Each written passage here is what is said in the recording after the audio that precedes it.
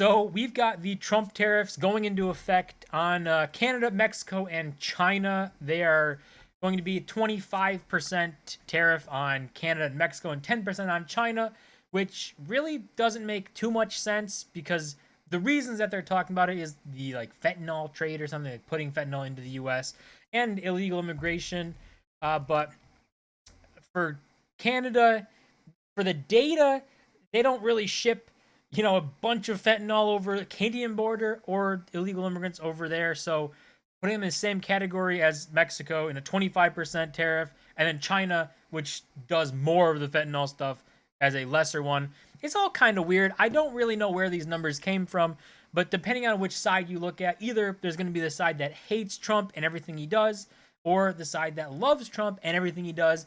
And depending which one you look at, you're either going to get that tariffs are the worst thing known to man, or tariffs are the greatest thing known to man. I was just with the president in the Oval Office, and I can confirm that tomorrow, the February 1st deadline that President Trump put into place at a statement several weeks ago continues. The president will be implementing tomorrow a 25% tariffs on Mexico, 25% tariffs on Canada, and a 10% tariff on China for the illegal fentanyl that they have sourced and allowed to distribute into our country, which has killed tens of millions of Americans. These are promises made and promises kept by the president. So this is the press conference of them basically announcing the tariffs actually happening. And I'm not going to pretend to be an expert on tariffs all of a sudden. There's plenty of people on the internet. Everyone has become an expert on tariffs, out of nowhere, just all of a sudden.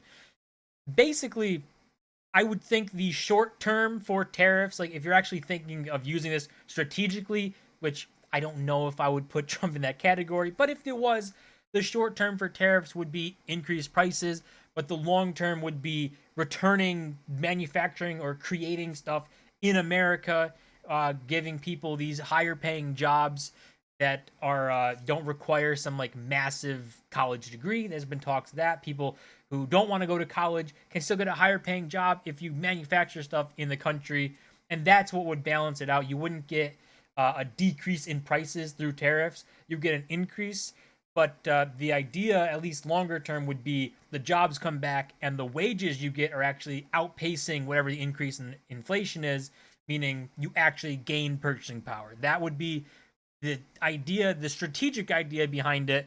Again, is that, the road that is being planned to go down? I don't know. But Mexico announced retaliations against these tariffs, and as well as Canada, and this is the Prime Minister Trudeau. Even though he stepped down, he still obviously responded to this and announced their retaliation that they're doing. Tonight, I am announcing Canada will be responding to the U.S. trade action with 25% tariffs against $155 billion worth of American goods.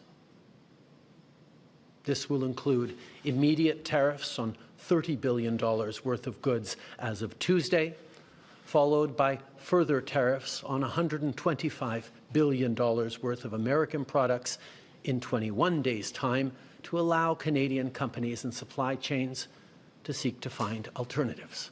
Obviously, they're going to do their tariffs of their own. I didn't see a video of Mexico putting anything out or what they're doing, but they have said they're going to retaliate. So we got a full-blown trade war. The only problem looking at it from like a trade war perspective is I think the U.S. has a lot more weight to throw around with Canada and Mexico. If you're talking a trade war, there's a lot more stuff that flows from the U.S. into these countries than vice versa. So there's a lot more weight for America to throw around than Canada or Mexico. Not to say they can't, but I don't know the effects of, them doing tariffs and this whole trade war thing. Yeah, higher prices, but how much higher? Who knows, right? But I do think the weight is on America's side to kind of, to cause more damage should this trade war actually be a thing. But the funny thing that I thought with Canada's response, or Justin Trudeau's response, is obviously he said 25% on all of these goods and stuff, this tariff. But he also puts out here saying he's going to do 100% tariff on all Tesla vehicles, and then U.S. wine, beer, and spirits. So I don't know if the 100% goes on this stuff as well, or this is 25, but 100% on all Tesla vehicles is just so funny to me because it's like, who's Trump's friends? Who is Trump talking to? Oh, that Elon guy. He owns Tesla. Let's tariff that company. I just think it's kind of funny to like target someone who's talking to this cabinet. I don't know. I think it's kind of funny, but will it affect Tesla? How many sales does Tesla sell in Canada? Like, is it going to really affect their margins? Tesla, I mean, their sales have been kind of curving off, flatlining, not really growing. So whether anything happens, it's not good for Tesla because it could shrink their sales, their output, and that wouldn't be good for them. But they also came out and said that they were going to do this, have a detailed retaliation plan from the U.S. tariffs that seek to hurt Republican states the most. So again, fighting red. They can't stand the color red, right? That's the big bad one. The funny thing for this is if this was to be such a big problem and say, I don't know, Texas for wine and beer or something or whatever they put tariffs on, they're saying, we're going to tariff everything from Texas. Then Texas could just say, okay, we'll sell to California, and then California will sell to Canada, and then avoid the tariffs, right? So if you target red states, there's a way around. You either target the entire country or nothing at all. Right, it's kind of like China. It's kind of like the ban for NVIDIA chips for China, the export controls. Basically, NVIDIA couldn't sell chips to China, so all of a sudden, Singapore got real interested in these chips and started buying a ton of them. And they were a biggest customer of NVIDIA. And I'm sure that they were not buying them to send them to China. They definitely weren't doing that, right? So when you do stuff like this, I just think it's kind of funny. Obviously, we're gonna go after Republicans. It's kind of like, okay, I'm saying what's popular, right? But then you open the door to get around your entire plan. But at the end of the day, this trade war, is it going to become a massive thing? I honestly don't know, because I don't think, Canada and Mexico's economy can withstand the U.S. throwing weight around. So we'll see, right? Maybe that's completely wrong. But it is called the dumbest trade war in history from the Wall Street Journal. So I don't really see the point in the tariffs, really. The only thing for if Trump gets rid of income tax and has to replace that money with something, I could see tariffs being used for that. What happens? Is it a net negative where prices outpace the savings you get for not paying income tax, or what happens there?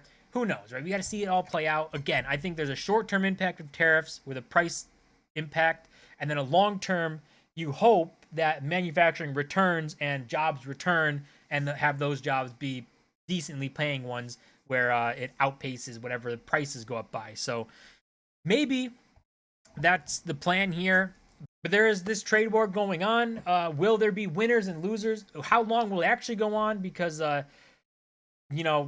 Colombia, I think they didn't accept some sort of illegal immigrants back, so Trump's threatened tariffs, and Colombia's like, okay, well, hold on, we'll just do whatever you said, and they did that. So will this be a similar story? I don't even really know what he's asking for, to be honest.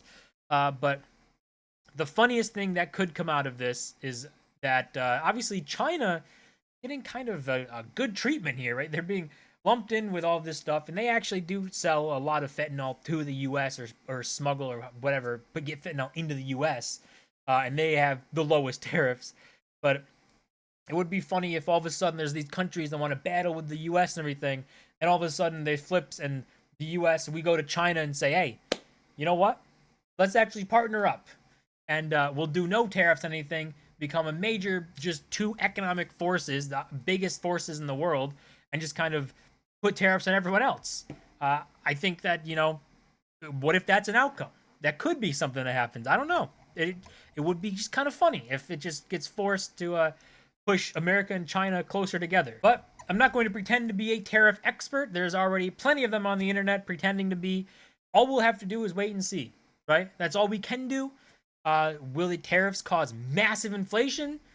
Probably not. Prices will probably go up. I don't think it's going to be something ridiculously massive, at least on the American side, for Canada and Mexico, maybe it has bigger impact, and then we start to see, them, I don't know, bend the knee, which I don't even know what they would have to do. Mexico could do something like lock down more on the border for things they're talking about. I don't really know what Canada could do because the data just isn't on the side of like they're just not doing the things that is being complained about. But we will see. We'll wait and see, and see how long this trade war lasts. That's gonna be it for this video. As always, don't forget to smash the button and subscribe, and I'll see you guys in my next